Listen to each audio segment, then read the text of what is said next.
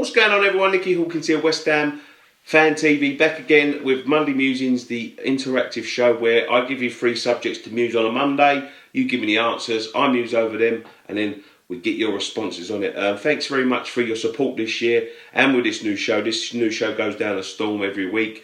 I really enjoy doing them. I really enjoy some of the responses. I really enjoy interacting with you guys, so we'll carry this on. But obviously not every Monday, because sometimes there's a content build up. That's why they're not every Monday. But when there's not, there will be on a Monday. So I'll give you 3 subjects this week to muse over, and let's get into them straight away and see what you guys had to say. So number 1 on the subjects list was 2 very ugly but important wins. Is the manner of these victories good enough? Didn't we sack Big Sam for winning like this? Now, I must reiterate this. This is not necessarily our views of what's going on at West Ham. They're just things I hear people talking about. So they're not our views. So you don't have to attack us. What I'll do is I'll just put out the subject out there so we can discuss it together. Some people get a bit confused. They think they're our opinions, but that's not the case. It's just putting it out there for everyone to discuss. Now, the 2 wins were very important. Most important, as a matter of fact. Really put some distance between ourselves. You know, we had to get them wins, but they were ugly wins. They were ugly wins, and it was win at all costs. And at this time, I don't really care. But the point is made there that didn't Sam get sacked for winning like this? I don't think he necessarily got sacked for one. His contract run itself down. And for 2, there was a lot with Sam. Disrespecting fans and things like that. And Bilic has never done that. So you obviously have to give, I think people give Bilic a bit more leeway because, you know, he understands West Ham. He understands West Ham more than Allardyce did. Allardyce was very contradictive. You know, you remember, like, ironically, against Hull, we've just beat Hull. When we beat Hull a couple of years ago, he went up to the fans and started cutting his ears. And I think that was people's problems with Sam. I never had a problem with winning ugly like Allardyce did, because you remember in the last season, although it didn't go well in the last, 3 or 4 months, he was playing some very attractive football, more attractive football than perhaps people give him credit for. So, it wasn't necessarily that. I had no problem with winning when we had to win, and that's what he could do. But we did that this week, and no, I don't think that's what Allardyce got sacked for. I think Allardyce got sacked for being very a poor relationship with the fans. So let's see what some of you guys had to say. So Connor at CBCOYI, was Sam not sacked for winning 2/3 games in 20? I said, you tell me, because I don't know why he was sacked. At Gales Martin, no, we sacked BFS because he was a cunt, disrespected the fans' history / club, and was/is taken in no bungs. I think he's trying to say that he takes bungs. We'll leave that one there. At Red Hammer 8 says, I think Slav will feel the same about performance as us, where Sam couldn't care less. We need to see an improvement though. So that's Gio from Hammer's chat. Go and check their stuff out, it's very good. Saying that even though we've won ugly, Bilic will be sitting there, contemplating, was the performance good enough? Where Sam, he wouldn't contemplate that. He'd just think of it as 3 points into the bag. So yeah, I'd take that into account. At Tom Down 3 says, we need to stop playing 3 centre-backs, 2 wing-backs and 2 CDMs, 7 out of 10 outfield players defensive in mind. That's why we look poor going forward. I agree with that. We brought this up in the post-match reaction from the other night. It's too defensive. These teams, we should be out attacking these teams. We shouldn't be scared to go and attack these teams like, Hull, and this is all due respect to them, Hull and Burnley. We should have the players to outclass them. I think he's a little bit restricted with the personnel he's got there at the moment. When people come back, if everyone's ever back from injury, I think we'd see a different formation. But I do agree, it's very, very negative, and it only seems to cause trouble for us at times. Hull, let's be fair, although we got 2 wins, 2 penalties, bear in mind, Hull they could have been well out of sight. And it's because when we've got the ball, there's no one to distribute it to. Nobody wants to take responsibility.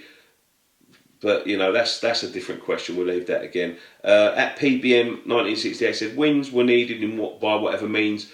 Nerves should now ease a little, and hopefully some flair on the pitch will return. Hopefully, I think that comes with a change of formation like we did before.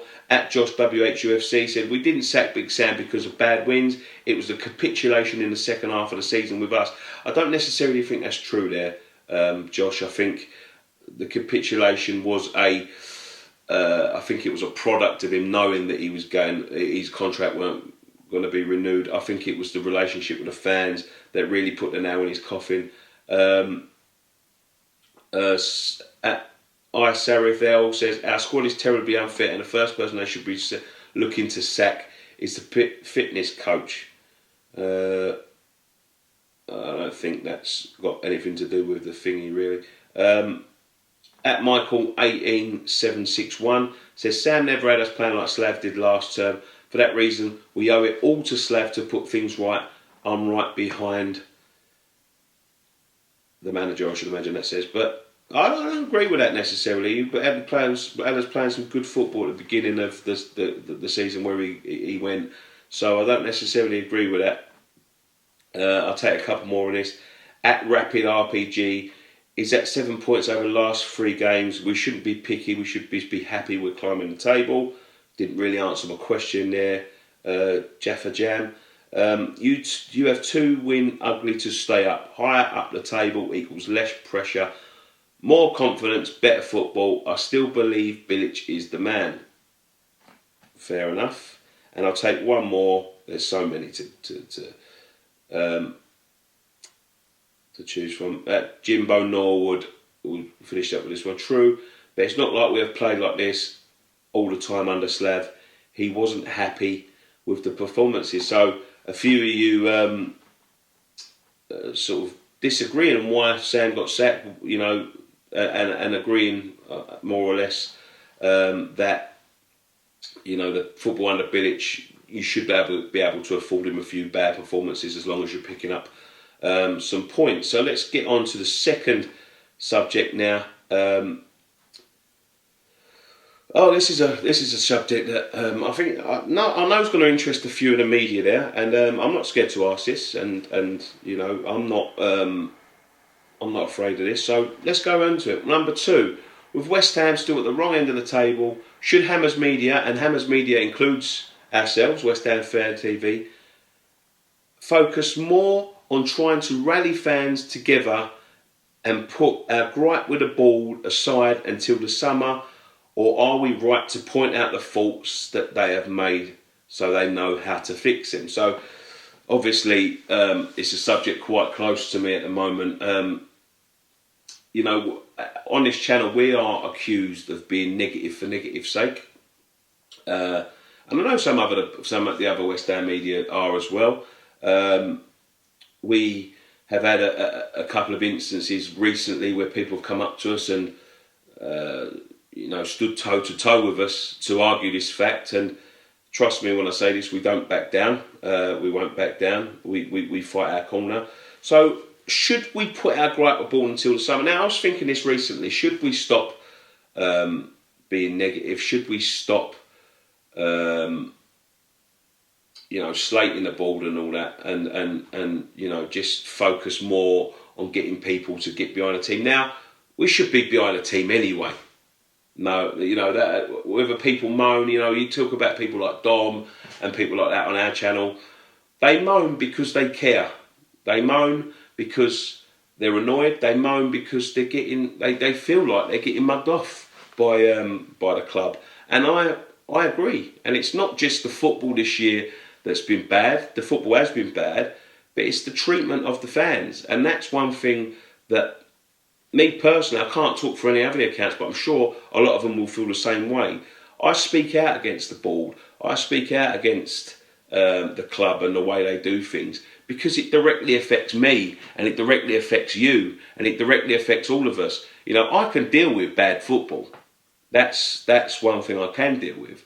But I can't deal with me, the people that sit next to me, the people that sit all around the stadium, the people that pay, whether they pay £289 for a ticket or, 1,500 quid for a ticket or whatever. I can't stand them being mugged off. And I feel that's what we're being, is mugged off.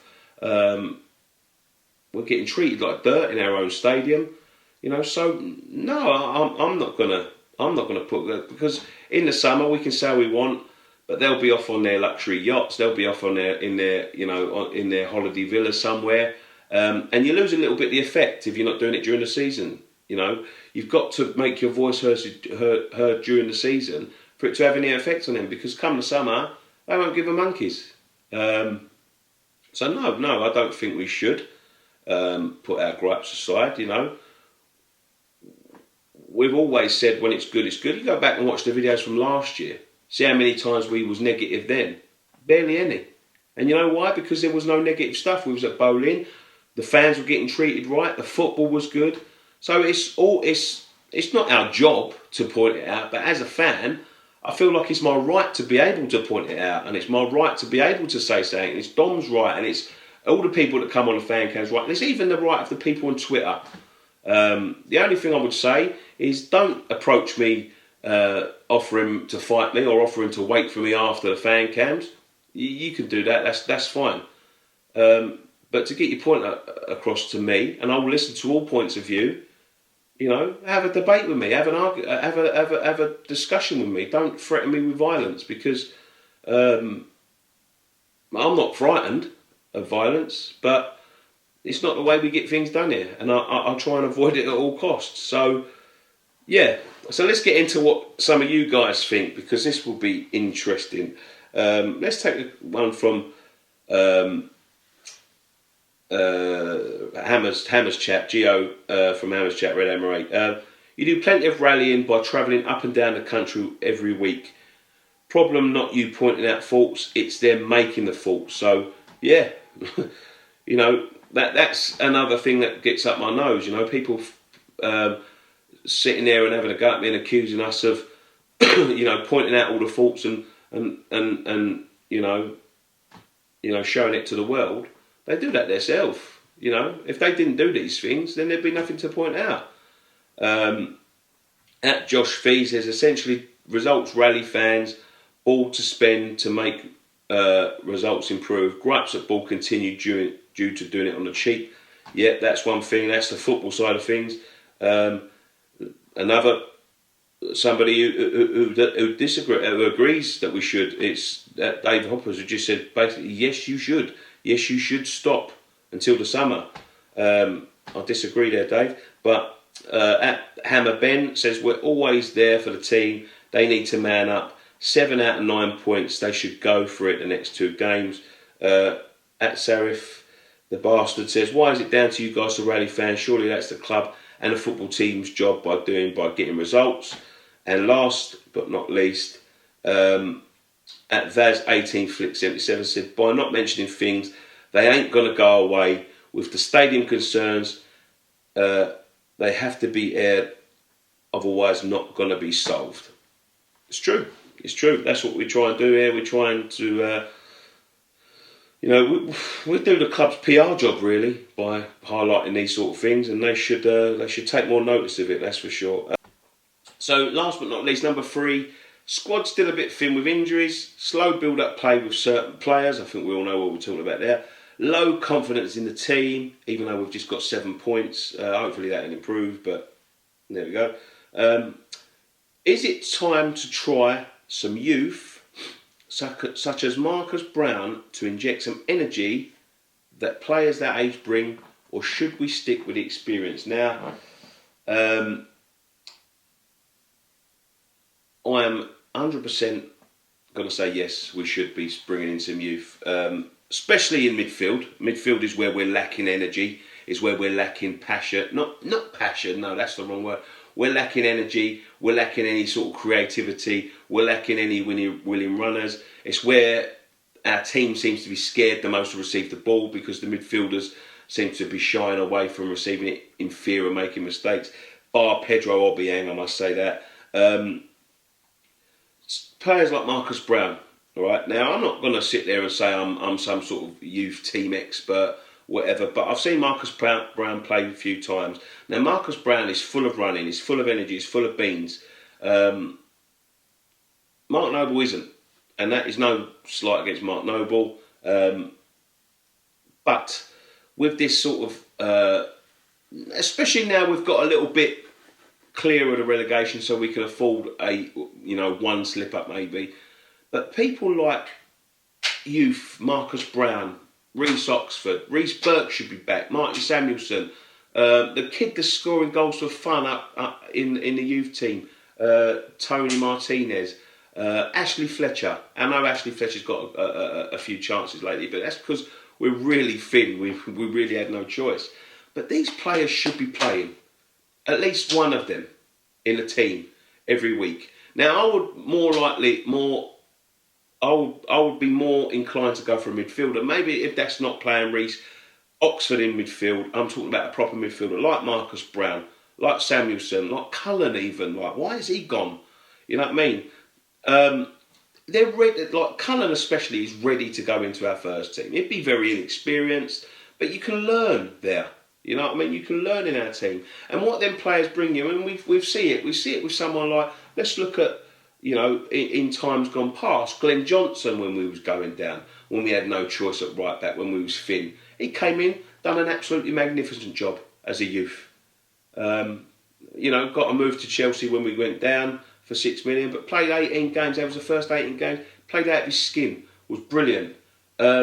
It works for teams when you bring in one or two to be bedding in with that experience. That's how they get experience. That's why we haven't had sort of like the likes of Rio, Jermaine Defoe, because in the past there wasn't such a fear on getting a sack from the managers. And I think that's what it stems down to, is the fear of them players going in and letting the team down or making a mistake that costs the team the points. It evidently costing the manager his job at the end of the day. I think that's why there's such a reluctance to give these youth players a chance. There's such high pressure in the Premier League. It's a win at all costs basis, and that's why a lot of managers like Mourinho opt for tried and tested players to try and get them out of the hole, even if it's the tried and tested that dug them into the hole. But you could just see what sort of impact it has. Like I mentioned Glenn Johnson, that's a long time ago now. But recently with other teams, like when you look at the likes of Harry Kane for Tottenham, for instance, if you ask most Spurs fans, before Harry Kane sort of went on that little run and got into the first team, a lot of them said he would never play for Tottenham. And look at him now. Was given the chance, absolutely flying. Probably England's best striker. Marcus Rashford for Man United. Man United, a massive club. They turned to him, and that was a thing that Van Gaal was good at. Turned to youth, bedded him in with experience. Look at him now, absolutely flying. Great player. Really showed a few people what he could do last year. Even if it's for that, that short burst of energy, because they give you something that the experience don't. They give you the desire, they give you the hunger. They want to stay in that first team. They need to impress. They want to impress. And with someone like Brown, he's a box-to-box midfielder. We see him in a European game this year. Breaking from midfield. He mucked up the chance, but he gets that with Premier League experience. The more he plays, the more confident he gets. The more confident he gets, the more energy he brings. The more energy he brings, the confidence spreads throughout the team. Like even with youth, it can spread throughout the team. They see these kids doing well, and it makes the team start playing well. And we've as a club, we've got a very good tradition and a very rich tradition of bringing through youth players. And for some reason in the last few years, and I think I know why it is, with Allardyce especially, he was another one, didn't want to give youth a chance, was too scared to lose a game because of any youth, was too scared to give him a chance because, it's results at all costs. But we've got a very rich tradition in our club of bringing these people through, and it's been lost in the last few years. And I'd like to see that start coming back, and it's going to start coming back with the likes of Oxford and Burke. But I'd like to see Brown given a chance. I'd like to see Martinez given a chance. I'd like to see Cullen come back and given a chance. I'd like to see all these players given a chance in their team. Now, I know I've rattled on about this a long time, but you know, this is a subject I feel very passionate about. I think it give you that energy. So let's see what you've got to say. Lukey Malden straight away bashes me down, says Marcus Brown was out clubbing at Faces and he got in at 7 a.m. on Saturday morning and called him Snapchat. He'll flop, too immature. I don't know nothing about that, mate, but if that's true, he wasn't playing, was he? I don't know. At PBM, yes, try a couple of youth. Saw Brown at Wickham and he played very well. He's ready for the bench and some sub appearances. At Harry Latham, WHU, youth like Oxford and Brown will bring fight as they're desperate for a chance, playing the first team or underperforming, and youth are unfairly being kept out of the team. At Josh WHUFC says we should gradually bring in the prospects such as Brown and Keena. Rushing them in the first team would be stupid. At Rapid _RPG, we should try the youth and give them experience, but we shouldn't be put in that position where we have to play the youth. I agree with that, but no, I'm not saying we have to play them. I'm just saying give one of them a start, give one of them a sub appearance, you know. Some decent time, not 5 minutes at the end. At Joshua Street says, I agree the confidence is an issue, but competition for the starting spots is essential as far as performance goes. At Jake Odman, defo if results go back to how they've been, especially Oxford and Brown. Also Burke when fit, Keena a little down the line. I'll take a couple more on this. At Greg Hobbs, it can't be any worse than what we really have. Martinez is 10 in 10 now. Come on, Bilic, give him a go. No movement up there at all. Statues. And Robert C. Jones, last one on the subject. I expect big money to be spent in January. Right back, noble replacement and a goal poacher. CM is our biggest problem. There you go. That's what you think. Thank you ever so much for joining us on this edition of Monday Musings. I won't see you again probably before, so if I don't, have a very, very Merry Christmas and a Happy New Year. Thank you to everyone, new subscribers and old, for sticking by us on this channel. Thank you for subscribing. Thank you for being fabulous all year. We've had a great year, and we hope to, well, we will be back in the new year, and we hope to be bringing even more good quality content to you. So keep yourself subscribed to the channel. But in between that, 2 games, Boxing Day and New Year. I'll see you then. But have a very Merry Christmas. And one thing left to say: come on, you Irons.